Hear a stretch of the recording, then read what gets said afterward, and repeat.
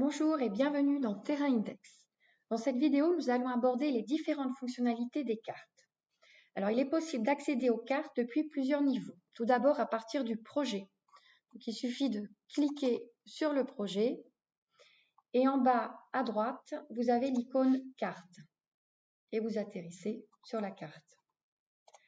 Vous pouvez également accéder à la carte à partir de l'aperçu des points de mesure. L'aperçu des points de mesure, vous le trouvez dans le projet, en bas à droite, à côté de l'icône carte en fait. Quand vous cliquez dessus, vous atterrissez sur l'aperçu des points de mesure et vous voyez qu'ici, à nouveau, se trouve l'icône carte. Enfin, vous avez accès également à la carte à partir du point de mesure lui-même. Donc, il suffit de cliquer sur le point de mesure. Vous arrivez dans le détail même du point de mesure et en haut, sur l'icône carte, il suffit de cliquer dessus pour accéder et au point de mesure et à la carte. Alors dans la carte, plusieurs fonctionnalités sont disponibles. Donc, vous pouvez modifier l'échelle ici avec les boutons plus et moins.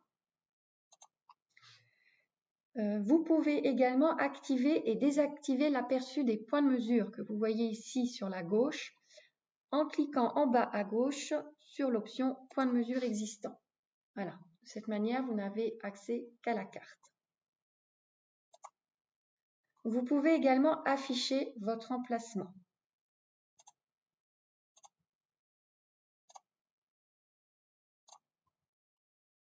Alors par défaut, ce sera l'emplacement de la tablette et il s'affiche ici en rouge.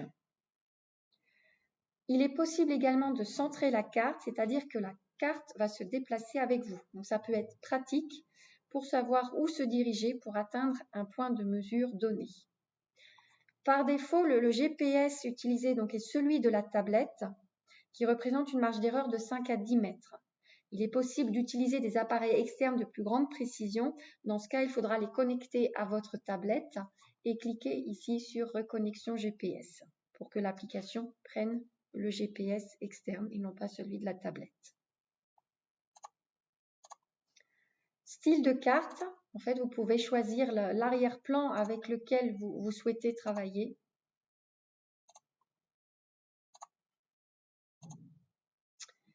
Et enfin, vous avez ici couche de carte. Alors, ça permet de visualiser en fait le cadastre ou les lignes de chemin de fer.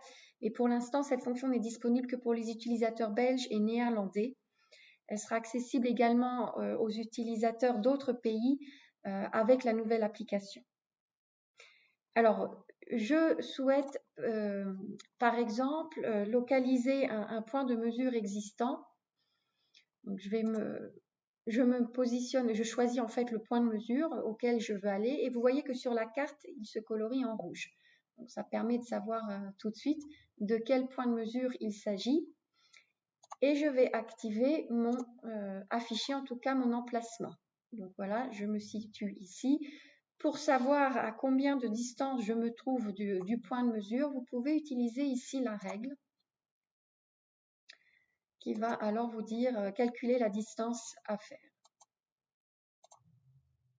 Voilà, bon, je suis à 57 mètres, donc c'est juste devant moi. Vous pouvez également, à partir de la carte, créer un point de mesure et vous pouvez le faire ici avec l'icône plus. Donc, un nouveau point de mesure vient d'apparaître et pour lui donner des coordonnées X, Y, il suffit de cliquer sur cette icône. Donc, le GPS se met en marche et il va lui trouver des nouvelles coordonnées. Donc, en l'occurrence, c'est là où vous vous trouvez puisque c'est là que vous voulez créer votre point de mesure. Donc, vous faites accepter. Et vous voyez ici, donc, les coordonnées X, Y viennent d'être assignées au nouveau point de mesure. Alors, si votre GPS n'est pas assez précis, vous pouvez modifier la position du point de mesure sur la carte à l'aide de l'une de ces icônes. Cette icône vous permet de l'envoyer à un endroit de la carte et celle-ci de le positionner avec un peu plus de précision, puisqu'en fait vous le déplacez, enfin c'est prendre et déplacer, ou prendre et positionner. Et vous voyez ici que les coordonnées sont automatiquement mises à jour. Voilà pour ce qu'il en est des explications concernant la carte. Et maintenant, on va pouvoir passer aux travaux pratiques.